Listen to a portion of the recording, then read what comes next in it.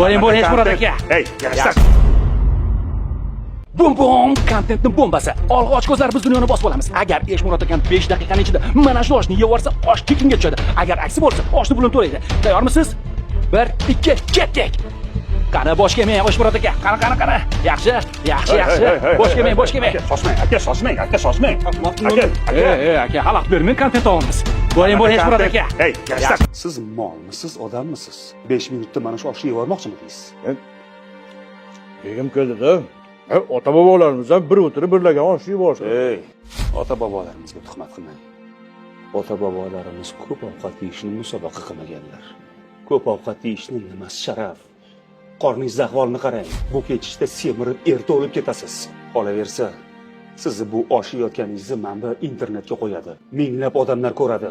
Kimdadir imkoniyat bor, kimlardir esa oylab bunaqa osh yeyolmaydi. Mana bu blogerga esa umuman qizig'i yo'q. Siz o'lib ketmaysizmi? Bularga prosmotr bo'lsa bo'ldi. Unchalik emas aka. Qanchalik? Bu millat odamga o'xshab ovqatlangan. Yashash uchun yegan. Yeyish uchun yashamagan. Bolalarga aytaman, oshingizga yana osh qo'shib beradi. Uyingizga borib, oilangiz bilan shoshmasdan yeng.